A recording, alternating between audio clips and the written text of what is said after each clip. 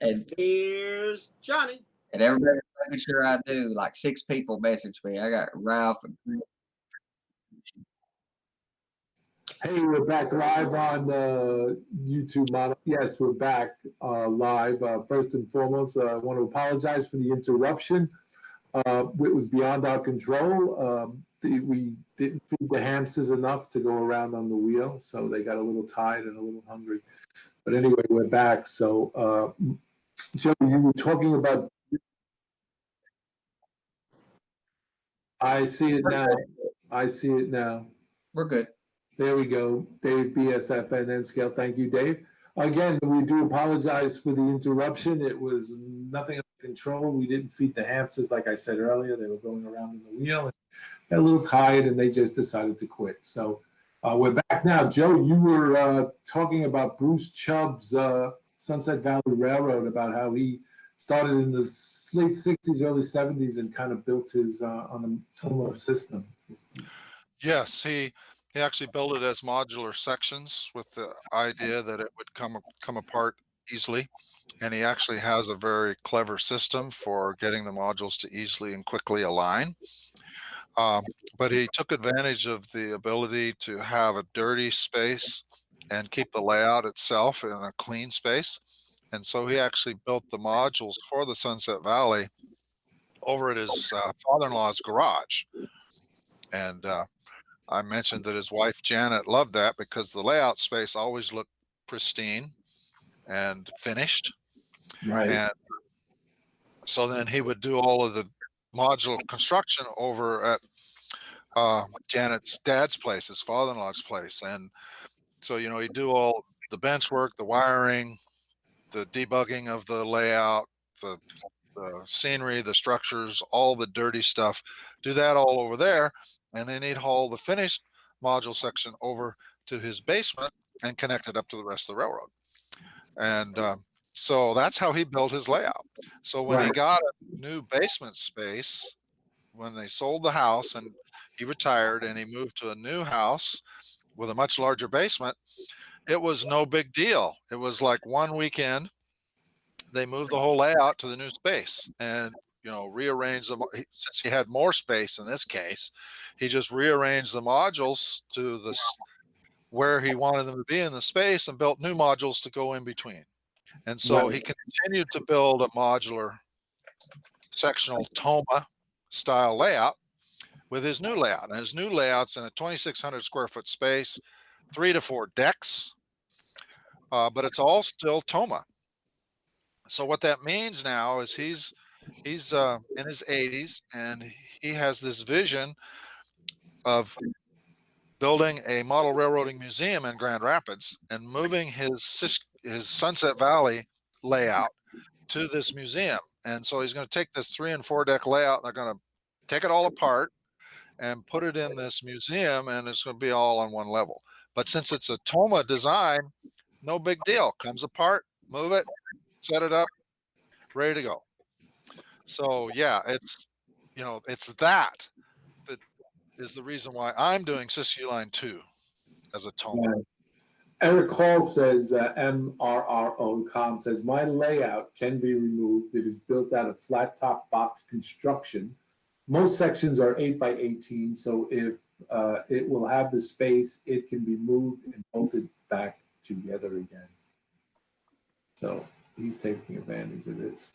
It's just plating, I think, is the philosophy difference. It's plating for it to be moved. A lot of people say they could take a saw to their layout and cut them apart, and I've seen that tried a lot. But I've seen a lot of layouts in pieces moved to the future layout sites and never be reconnected correctly or never go back together because they're too fragile. Right. Well, see, I make the distinction. It's not Toma unless part of the construction process is you can take it into the layout room, test fit it, then take it to a workspace and work on it in a workspace. In other words, you potentially could take it out of the layout room and work on it and then bring it back in. That's Toma.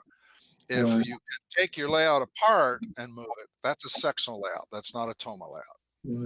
Mike Lambertini wants to know, does each section have its own backdrop? It can. You can build it either as a flat top box sort of excuse me, the way that David Barrow does his dominoes, okay, or and it doesn't have to be flat. It can have scenery contours and bridges and streams and mountains and all of that. Um, or you can build it the way I'm building it, and that is I'm doing kind of a C-shaped structure. Let me see if I can do a share here to illustrate that. While you're trying to do that, C&L lines, Curtis Hunt, Joe, he wants to know, Joe, when is the last run like a dream book going to come out? Locomotives book. We're um, that whole series of all the series. The books are track work, rolling stock, and locomotives, and the locomotives is the last of the three. It's also the hardest of the three. And I am not in a mindset that I'm going to just slap something together and rush it out. So I'm working on the locomotives book. I'm expecting in the next few days to release the first sneak peek of the locomotives book. But I'm also expecting that the book won't be done until the end of 2020. Okay, back on Toma. So this is hopefully you can see this. This is the style of Toma modules that I'm building, and I'm using uh, 1/2 inch plywood to build these C's. Okay. And then it has a backdrop and it has the valance and it has actually, I'm putting a triangular strip of molding right here and I'm putting LED lighting in. And then, of course, on this lower section, you can put the roadbed risers and all of that. And this uh, 3D design here is to just illustrate the basic concept. This is very kind of bare bones to illustrate. And this guy here is about my height. So I'm showing that the optimum height for me is to have the valance at the bottom of my nose. And the idea is I want to be able, for my eyes, I need to simply be able to see somewhere around the lower parts of the backdrop is all I need to be able to see. If I can see the whole layout here, I don't need to see the whole backdrop all the way to the top. Okay. So that's kind of how I set my height. And this box is basically 24 by 24 by 24. Okay.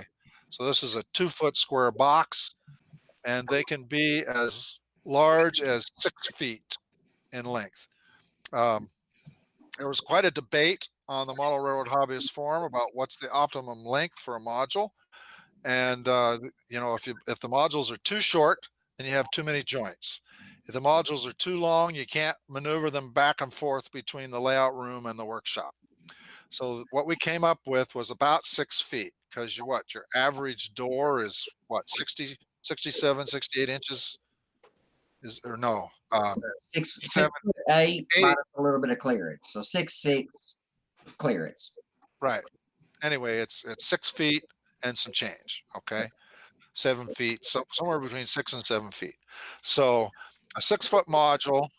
And the other goal is to make this so that with 1/2 inch plywood, and I've done some testing, and I can get a 6-foot module with a particular spacing, uh, and making sure these aren't too big, just 2 or 3 inches in thickness.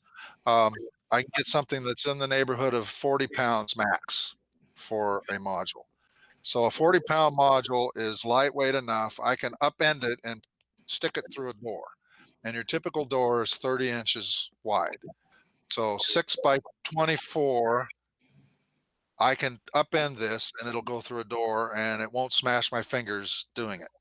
Okay. So that's the basic idea. Now, the other thing I've found is if you make a 6-foot curved module, you have a problem Yeah. because the curved module, if you think about it, this end curves out, this end curves out. All of a sudden, it's a lot more awkward to try to maneuver. So I've decided when it comes to curved modules instead of straight modules, they need to be no more than 4 feet long because that's much easier with the curve to try to maneuver through a doorway. Okay. So the idea is they're lightweight enough. You can take them between the layout room and the workspace, and one guy could do it. And so that means also lightweight scenery methods, which would be, so I'm using lumber plywood, actually, half-inch plywood, like birch plywood or poplar plywood, a nice, clean, tight-grained plywood um, to build it with. And I use styrene. I actually put quarter-inch plywood first as a face for the fascia, for the backdrop, and for the valance. And then I laminate 16th-inch styrene on top of that. Gives me a nice smooth surface that you can paint and looks wonderful. You can paint this a sky blue for backdrop or whatever color you want for the valance. And then, as I mentioned, put a diagonal, put a triangular molding strip here and put LED strip lighting on it. So I've done a couple of modules testing these methods, and I deliberately tried some extreme out of the box sort of techniques. Some worked and some didn't. So now I'm building version 2 of the modules. And I was going to use some bolts through the 3 holes to line things up, but that turned out to not work real well. So turns out after talking to Bruce Chubb, he has a different method. He actually, half-inch plywood, half-inch plywood. He actually then uses like a dado blade and cuts a channel across the full length here and a channel in the next one. And these can be profile too, so you can actually have scenery profiles on these. But you basically cut 2 of them that match and then take a dado, cut a groove, like a quarter-inch deep groove in the half-inch, and then a quarter-inch deep groove in the other one, same place. So now you've got this half-inch thick hole channel that's running through there.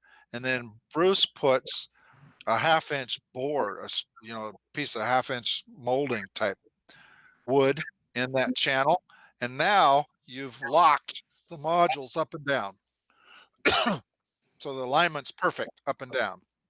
And the only thing that this board allows you to do is change the lateral um, orientation, to get things to line up. But it's not going to go up and down because the board through that channel locks it in place.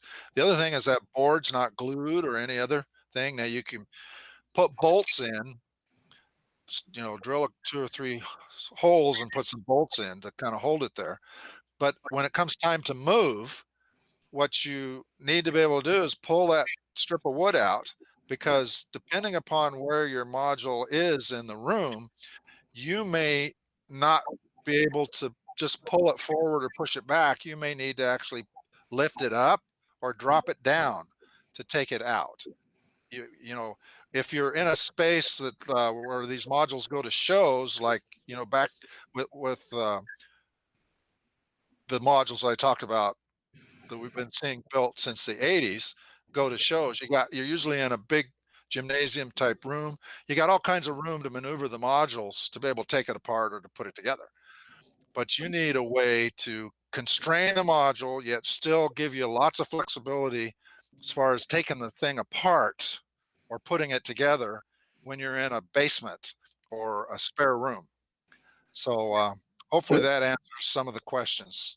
but Well, Michael Lambertino's asking about what's your sub road bed and road bed considerations. I know you've used Splide before. Have you figured out if that's possible to reproduce Splide in the Toma concept, or?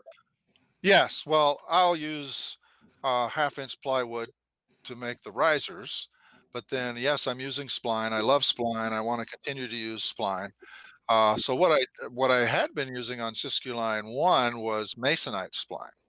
Yeah. So I decided to do an experiment, because one of the things I'm really trying to do with my Toma modules and really suggest as a good goal with Toma is to keep this stuff lightweight.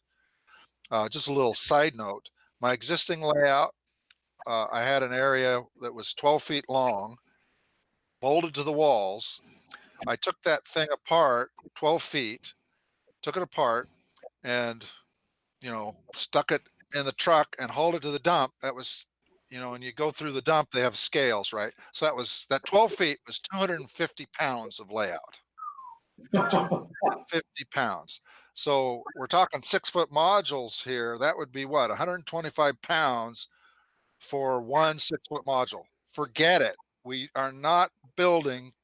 I'm not building my Toma modules so they're 125 pounds each. No way. So I'm deliberately looking at the lightest weight methods I can use. And why that matters with the roadbed is I thought, okay, masonite, I typically do like 5 or 6 splines across. So let's look at pine and let's look at poplar and make splines out of those as well. So I made some sample spline sections and I weighed them. And it turns out the pine was the lightest. The pine was like 60% lighter weight than the masonite was. But that's the original. That's what people were building splines with back in the 50s and 60s. The first Right. splines I've ever seen were built out of pine, wood by. And it turns out I can go to I think Home Depot. They've got lath, 4-foot long strips Yeah. of lath, Yeah. and it's like 3/4 inch wide or whatever. So it's exactly the size I need, and I can it's like $10 for a big bundle of like 100 of these or whatever. So that's what I think I'm going to do is just do the pine lath spline. Now I looked at PVC, by the way. I looked at PVC because you can get PVC molding. But then I started doing research, and once you start doing research into PVC molding, you'll find all this stuff online about how to deal with the temperature expansion and contraction of PVC. See, wood is almost unaffected by temperature. It's humidity that affects wood. Right. But PVC is affected by temperature.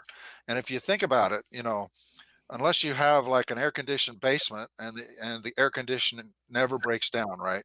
You potentially could build a layout in a basement that's say 60 degrees, unheated basement, say 60 degrees, and it potentially could be 100, 110 degrees on the hottest day of the year in your basement. So you might have a 50-degree swing there. And Yeah. you look at how much PVC will expand or contract. It turns out it's very sensitive to expansion and contraction, temperature expansion and contraction. So I ruled that out. Yes, Miles. One comment. I really love doing the splines. A suggestion would be to go to your lumber yard that supplies your cabinet shops.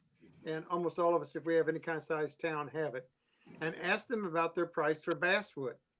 Because believe it or not, you can buy basswood, which is considered carcass lumber, the lumber for framing in furniture making, far cheaper than you can buy pine or almost anything except maybe the masonite. Nobody wants to use masonite because it expands and contracts and has all kinds of problems. The nice thing about the wood also, either pine or basswood, is that lumber tends to expand almost zero in length. Wood expands in width. So the length, which is more critical to the trains because you don't want that track to come, the underneath part of it to start to move because it buckles or it pulls the track. That's what's critical is the length. Yeah, and wood does not expand in length. So you're on the right track by doing wood. But I would suggest that you check out the basswood because the other thing about basswood is it will have no knots. And you want that you want that spline as perfect as possible. It's very lightweight wood too. So that's right. So it'll be slightly lighter than the pine. Yeah, a gator board. I've become real fascinated with that. The last couple of shows I've done on the build show, the next one we've got on our build show series. The most recent modules are Toma units that I've built. They're not framed, much like what you're doing, but they're narrow top shelf decks for mine are all built with 1-inch gator board in my case because I need a lot of strength. But they've got the 5/16 and the 1/2-inch gator board, and I'm really in love with that gator board. Miles has done a lot of stuff with the Citra, which is made by that same manufacturer that made the gator board, just a plastic sheet. There's so many products out there. one thing I'm really fond of that you've done with Toma, and the way you described it earlier was so spectacular, and it's a philosophy. There's a lot of ways to build these things. Right, Well, right. one thing I want to reiterate with what Joe said, because when we were doing the shows on Toma, you want that module to be portable. You want it to be able to come in and work on it in the bench. That's a crucial fact. But we also talked about the fact that you don't want to restrain your mind and your thinking with that one. You want some kind of an overall plan that in the Yes. future, I'm going to go out here. And that's what Joe's talking about. He's doing with his railroad, or what Chubb did with his. He not only thought about this section, but he thought about what goes on each side. Where is this railroad going to go? Where is it coming from? And I think even if you don't get it in mind how you're going to do the entire room, which is overwhelming, goes right there. But you want to be able to kind of have an idea of where this thing's going to go. Right, right.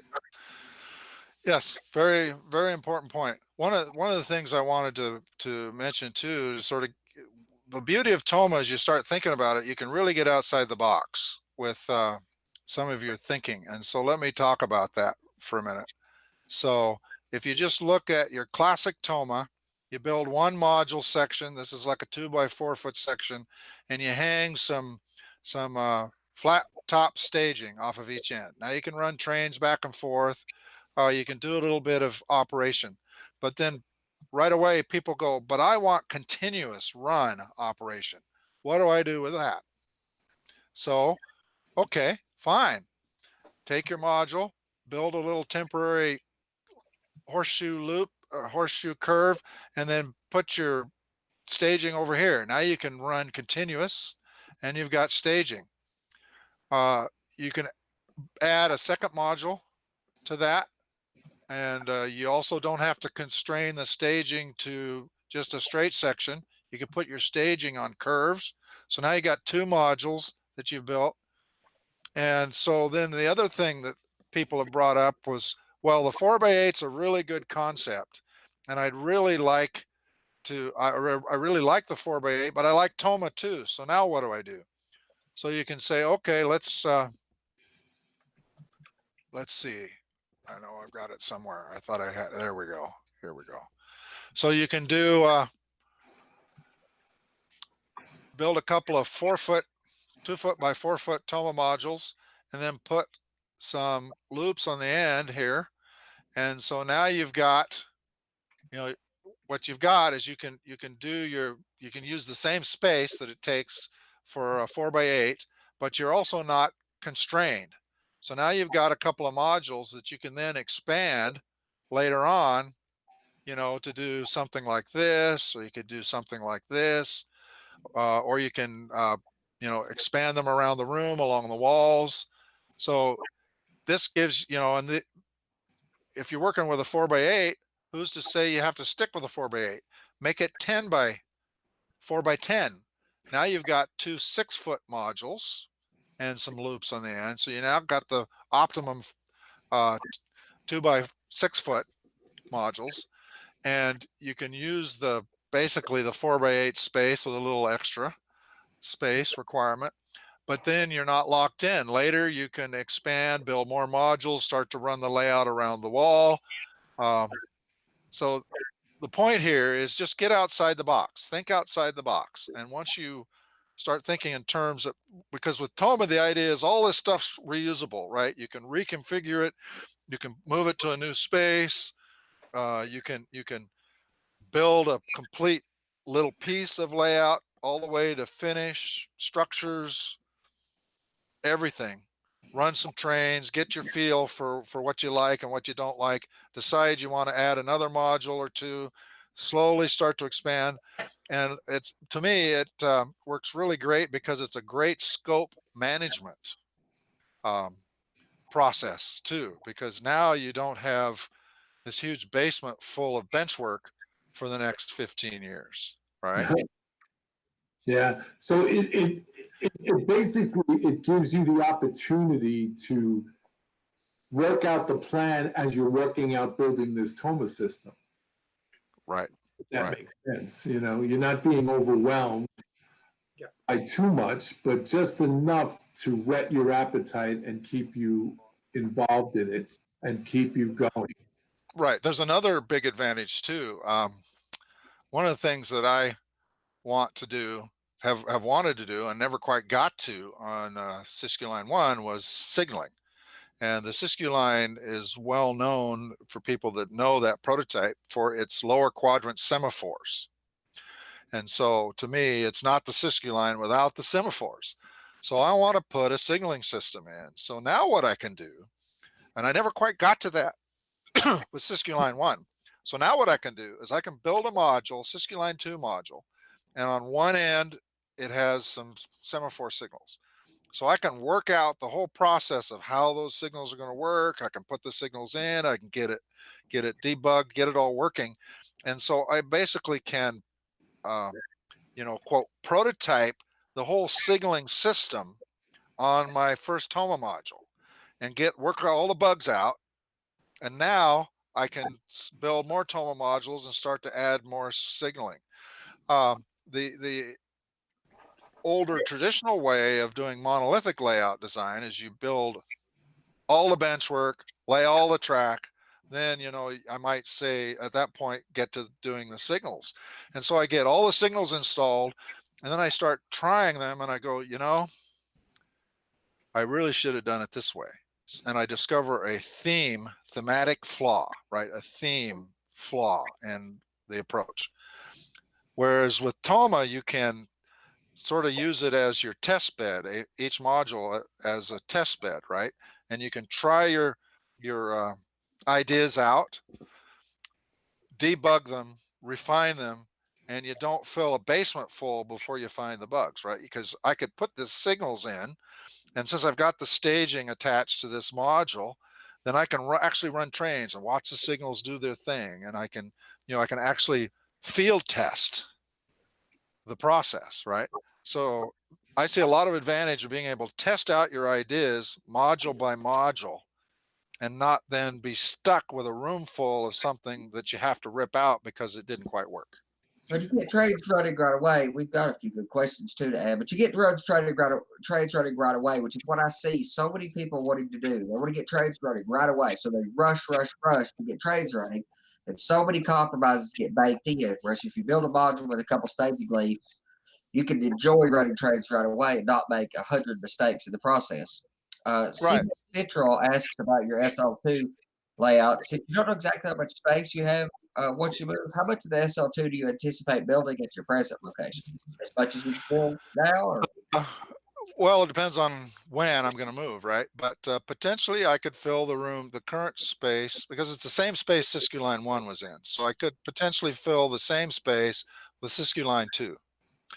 But one of the things I'm doing, for instance, I'm designing a yard, Roseburg yard, and it's on a curve, okay?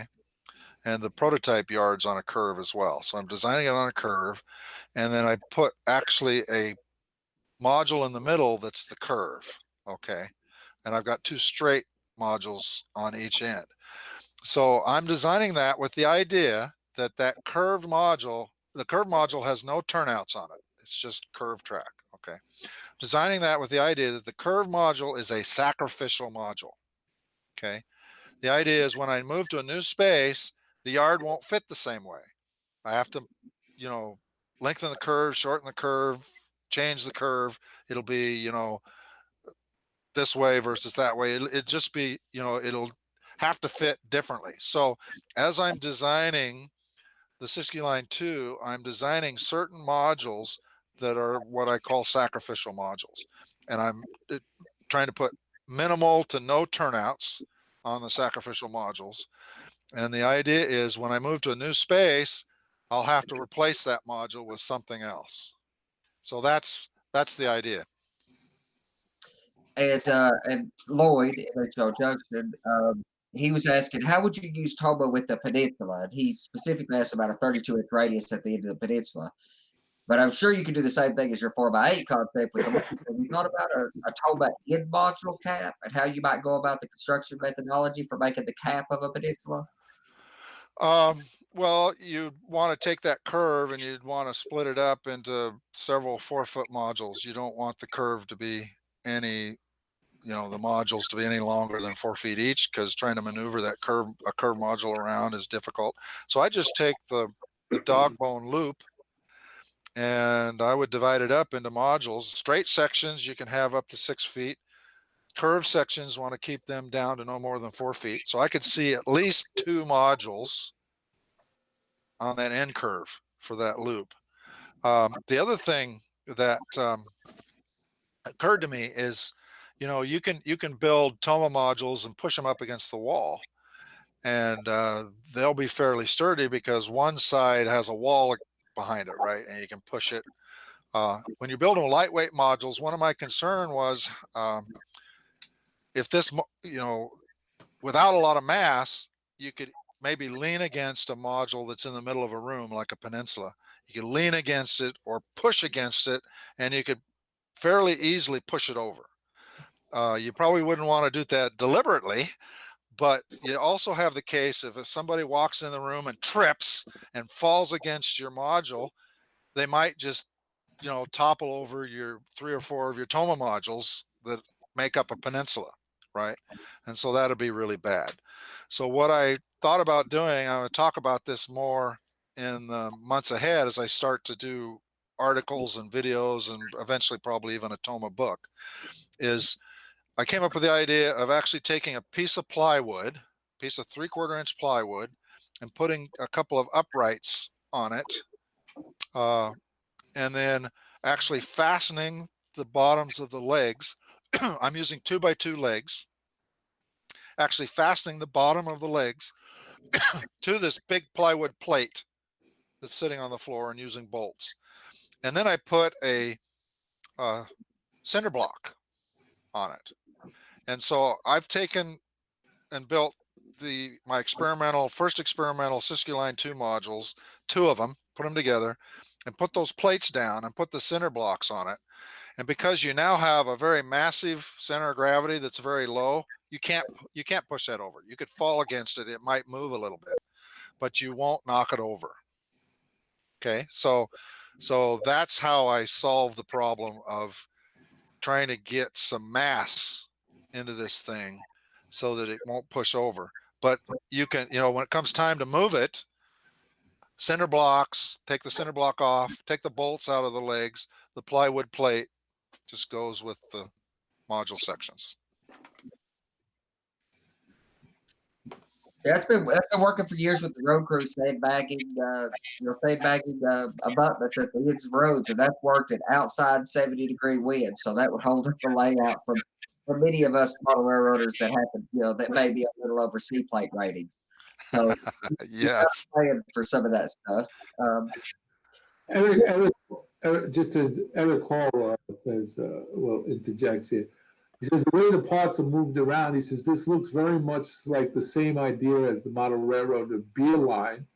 I think model railroad built that beer line in phases too. That was in the, I think, 2017 issue. That was what I got introduced, and it was built in it can configure into several different sections. That's what they designed it to do. It could have been a straight 4x16 or whatever, but a little bit different than what I think you're suggesting here, Joe. Right. Well, I will not argue that the basic concepts of sectional and modular layouts have been around for decades. Yeah. But it's primarily been used for show layouts, portable rather than movable layouts. And it's not been used much for home layouts. And so I think the time has come when we need to take the latest and greatest techniques that we've got and take and adapt lightweight, movable ideas for home layouts and make that, like I said, make it mainstream enough that it's always on the table when you first start thinking about building a home layout. It's one of your approaches. You can rule it out, but it should always be something you make an intelligent decision as to why you're not going to do toma versus something else. And what you've done by documenting and codifying the thing is you're introducing it to so many people that don't have a lot of experience with layouts. Those of us that tore many layouts out and put them in dumpsters have already figured out that we needed a smarter idea. I knew I was never building a layout that could not be moved again, as many people do. But a lot of people have to throw away thousands of dollars in layouts to learn that lesson. And what you've done with Motor Hobby and Trademaster TV documenting this and showcasing it is that a lot of people that are entering into the hobby are introduced to these concepts early on. And that'll likely save a whole lot of people money and probably keep people in the hobby that may have left after some frustration. But the idea of getting people out of the armchairs is something that's very near and dear to us here at Motor Live as well. It's something we preach all the time. Is to just get building, get your hands dirty. Not literally, I don't like to get dirty, but get busy building. Michael, Right. Michael Lambertini, we discussed this earlier. You might not have heard or came in late, but you can do 2 levels or on this Toma system, right? Well, remember I said Bruce Chubb is doing Right. Toma. He has a 3 and 4 deck layout. So you just need to figure out how you're going to mount the modules in some fashion. And in Bruce's case, he has like the rail system that's used for shelving, right? Right. With you, the rails with the little slots in them, and you put the little anchors in for the shelves. He has a system like that where that's behind the backdrop and everything that he then uses to hook these things to the wall. You just need to figure out some way to hook them to the wall. I can think of a lot of different ways. There's like the French bracket sort of Right. method. I mean, there's just a lot of different ways that you can hook them. One of the serendipities of my C, remember this guy? Let me just bring that up real quick again. One of the serendipities of this guy is you could potentially stack the modules, see, one on top of the other. So you could, the module itself then, you can do multi-deck doing that. So there's just a lot of different ways that you can do this. Joe, you were talking about too the stability of it. If you go back to what John Armstrong said about doing the mushroom, where you have a module here, you have a module here, but you also have one over here. So as it goes around and climbs or whatever, it goes between layers. But in actuality, I can pack more in this space, or even doing it this way, because I'm only moving from here to here, but I'm coming around. You with me? In other words, I can put one in the middle where I couldn't get it otherwise. I can do it on the other side and do what he called the mushroom. Right. And I think that's a really neat way to keep in mind that you can get multiple layers without having them all on one side or all on one wall. Right. Okay. Kevin Jones says that Miles' Louisville layout was definitely not movable. That's very true. 7,000 pounds of plaster does not move easily. Right. One of the things before I go, if you are interested in this concept and want to learn more, I recommend you check out the August 2017 issue of Model Railroad Hobbyist. You can go to mrhmag.com, mrhmag.com, and then you can go to the back issues section, and you can get the August 2017 issue, and it's free and you can download it. Now you do have to register, which means you give us your email address, and we will send you some emails now and then. Try not to spam you too much. But it is free to register. And, if worst comes to worst, register, get what you're interested in, and then ask us to take your name off the list. We'll do that too. That's fine. But yeah, and the beauty of that issue is it's got what I call a bibliography of all the Toma discussion up to that date. There's been a few other discussions since that time. There's a search capability on our website that you can use to search for more Toma discussions, but it's a pretty comprehensive bibliography of basically all the Toma discussions. It includes the Trainmasters TV Toma series listed on there, and it includes also discussion threads on the forum about Toma, as well as all the times we've talked about it in the magazine. Well, thank you, Joe, very much for your time. And I know that you have a very busy schedule, and I thank you for time out for coming on this show of Model Railroading Live and to participate in this. For you guys out there, Joe is also the editor and publisher of Model Railroading Magazine, Hobbyist Magazine, and Trainmaster TV. So check them out, like he just said, where you can get additional information for this. Joe, thank you once again for doing this with us. We greatly appreciate your participation in this. Well, you're welcome. I'm really excited about the Toma concept and look forward to opportunities to be able to share it. I think it's a solution whose time has come. Yes, Absolutely. absolutely. Thank you. Okay. We have to run, so goodbye. Good night. All right. Pleasure. So long, everybody. Take care. You're welcome. I do want to say that Bill, you and I were talking about, what's too big. And that layout that you mentioned that I had in Louisville had really gotten to that point. I mean, it was 22 by 35. I had 14 to 16 people working on it. And when they would come over on a Monday night to work, I never worked on my railroad. I was a logistics manager. I was a teacher.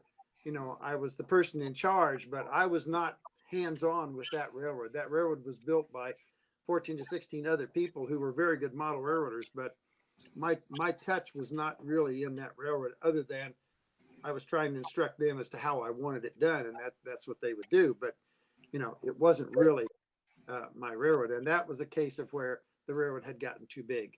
Because one thing that we don't stop to think about is that as these railroads get huge, the maintenance on a railroad becomes a real problem. And if you don't have, as Laurel Joyner did down in Texas, he had a 3,000 plus square foot, or I don't know, 4,000, whatever it was, square foot railroad in O scale. And he had a crew, and part of that crew was strictly for maintenance. He had an electronics maintenance guy, he had a track maintenance guy, he had a wiring maintenance guy, he had rolling stock maintenance guy. So out of his 14 or 16 man crew, about 4 or 5, was it 20% or 25% of the crew was strictly for making the railroad run from day to day. It had nothing to do with new construction or new ideas or anything else. So you can get these railroads really too big. And that's one thing I found out when I built my railroad now. It's only 20 by 20. It's all me. I haven't had any help in there, not because I don't want it. I'd let anybody come in and help me out. If anybody's out there that wants to come to Kansas City. But, I had it much smaller. Ironically, it has toma. Every module in there is either 2 foot, 30 inches or 36 wide, and every module is approximately 8 feet long. Now, I cannot pick that module up and bring it in on an hourly basis. As Joe was saying, it's not made to do that, because now I have buildings in O scale that are 3 feet tall and 6 feet long. So they're way too heavy to move. I'd have all the buildings are made to come off. Right. Once those buildings are off, then I can move that module. It still goes back to being a toma module. So you just need a forklift, and then you meet the qualifications for Toma. If Anybody I got a forklift to donate? I'm really big on your gator board for building those module buildings. I follow a lot. That and I use Centra that's printed to make the brick patterns and that kind of stuff. So those buildings are extremely light. I take those off and get that unwieldy, high center of gravity off there, and then they're back to being toma modules. You can move them anywhere you want. I follow the data board. But your layout now, and I've seen it, it's a big layout now.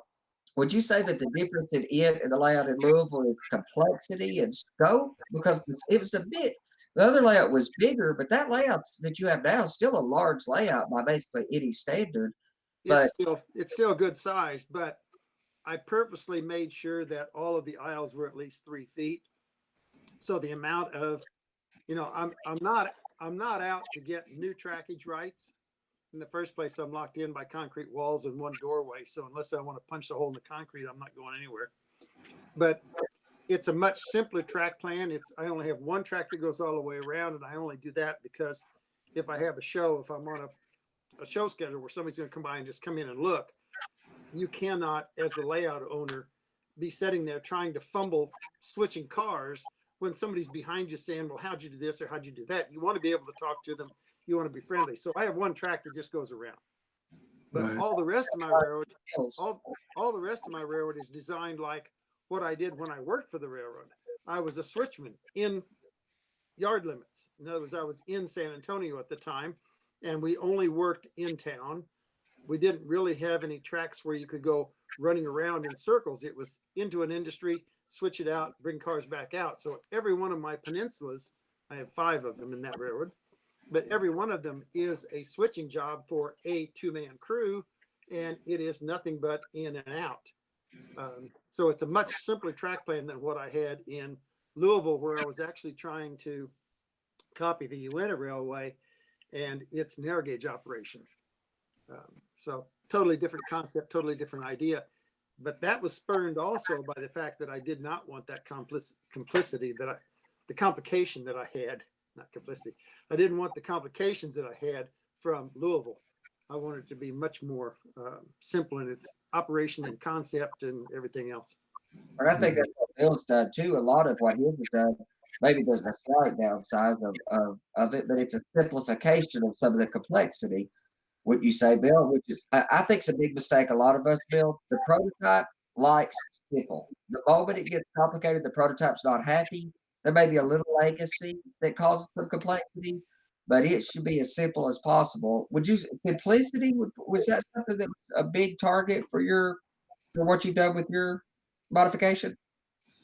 Yes, it was. It was. Trying to formulate a thought here, I can't even put 2 sentences together. Yes, it was the simplicity of going back to basic, having fun.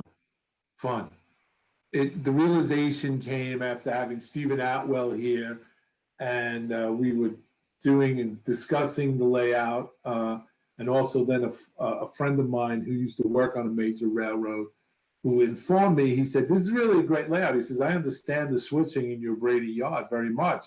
He said, for someone who's just a regular hobbyist, a guy that wants to come and operate, he's got to get a study sheet the day before he comes here just to understand your switching logic behind this, like where you're going to come in, how do you head in, do you back out, how do you pull in, push in, what do you do?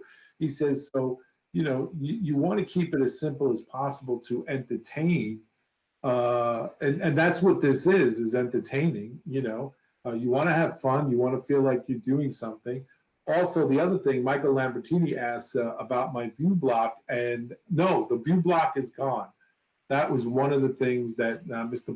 Bill Baronic, the track planner, eliminated, and I agreed with him in doing this. And I will show you.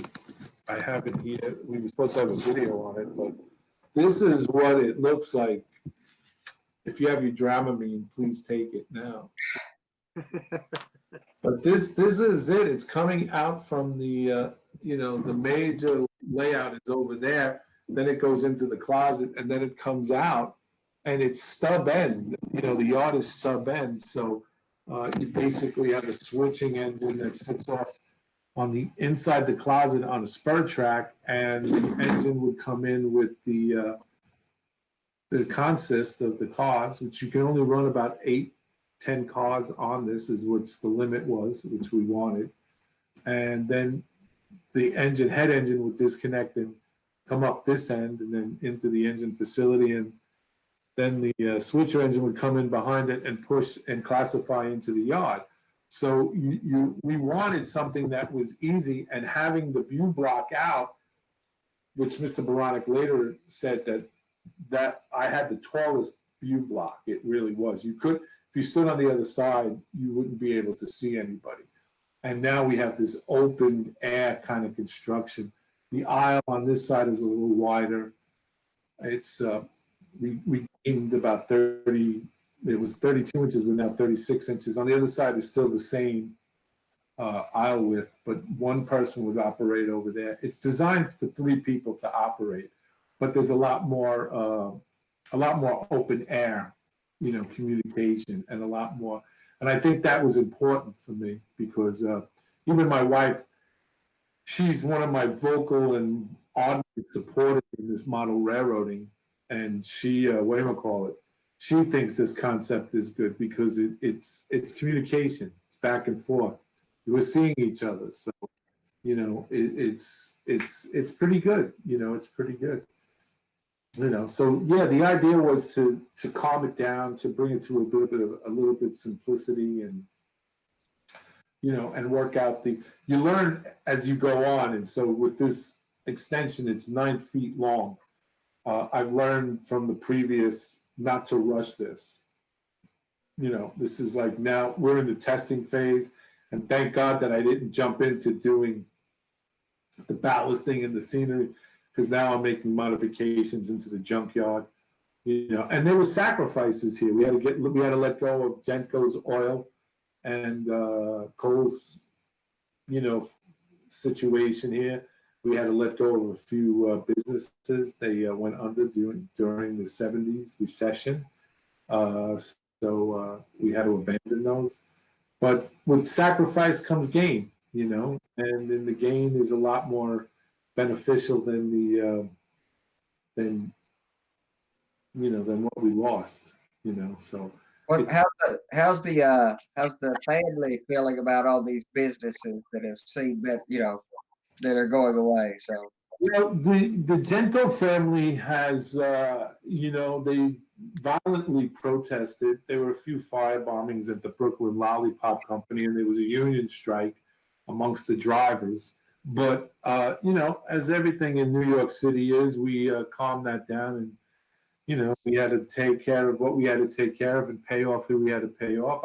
You didn't hear me say that, but we had other invested interests in the Canavelli Pasta Factory, as well as the Brady Construction Company, where they have lucrative contracts with the cement and building union carpenters and everything. Not a anything. Your cement company, isn't that right next to the funeral home? They kind of have a deal. It actually it is, and I didn't realize that I did that until I noticed, and my wife pointed out, because she's of Italian descent, and she thought that was a little bit disparaging to our culture. And I tried to say I didn't do it on purpose, It is, but like everything else in New York City, it moves and flows, the ebb and flow of the tide, and people adjust, and they, think. We still have the one-stop bar over there on the other side, where nefarious goes on. So, but other than that, Well, isn't that concrete company called You Whack 'em, We Inter 'em? That's actually changed. That changed hands. That went to the Perez family. Yeah. They went legitimate. The Perez family. They're trying to take their money off the street and put it into legitimate business on the Brooklyn. Money laundering. Yeah, I get. Well, I don't know if you call it that, Miles. That's a little bit tricky. But they're trying to make a legit thing. This is the 1970s New York City. Oh yeah. So, so it's a Wild West. This is like when Times Square wasn't Disneyland now. It's dirty, grungy. It's the city of New York, Yeah. Stuff like that. So, but it's good, and we're having fun. And now that Miles is, before we close out here, because we're coming on 10:15, Miles was, as you guys saw on a previous South Brooklyn Railroad video, we had done a sign. We collaborated on a sign together, and we're going to be bringing that show to you in March. We're going to be talking about the sign, the construction of the sign, and Miles has how the genesis of the sign came about and the construction of the sign. And he was so enamored by it that he built signs for his own layout from the construction of it. So, well, here at Model Railroad Live, we don't have the high-tech stuff to do all the things the big networks do. So here's the crawl, the teaser crawl coming across the screen for you. Right. Watch that. Yes. Right. That's exactly right.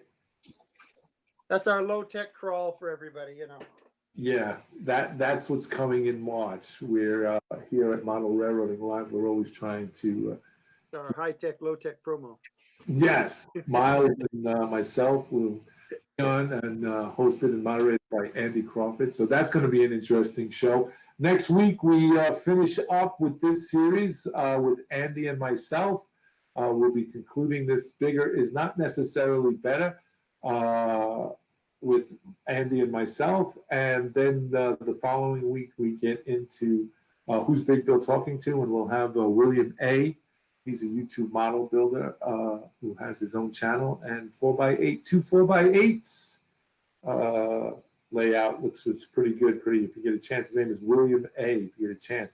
And as always, it's tomorrow's Thursday, and we have Johnny's Train Talk Show, where you guys can mosey on down to the general store, pull up a chair, play some checkers, grab a cold one, and sit and talk about model railroad. You can be involved in it as you see us on this. You can come in and do that. All you need is a webcam, a good internet connection, and if you have something you want to bring it and brag, by all means, bring it and brag about it. If you have a question, a problem, something that's not working, by all means, bring that as well too, because we can try to help you. If we can't find the answer, the internet is a beautiful thing. We can help you, get back to you with that. But that's tomorrow night, Johnny's Train Talk Show, and that will be on at 9 p.m. Eastern Standard Time. And then next on, when do we have? On the 12th, we have the Build Show, correct, Andrew? Yes, sir. Yes. 11th, the 12th is the next. February 11th. February 11th. My apologies. February 11th. We will have the, February 11th. We'll have the Build Show with Andy Crawford. And Ralph, that's what Ralph Renzetti with his weathering on the 12th of February, he'll be on as well. So, look forward to that. We want to thank everybody for tuning in and watching, and because without you, we ain't got no show, because we'd just be talking air. So we want to thank you for tuning in and being a part of this. And as always, you guys take care. God bless, and we'll see you guys on the radio. Thank you so much. No problem. Always remember, for everything. go down to your railroad room and let your trains put a smile on your face. Amen, brother. Amen.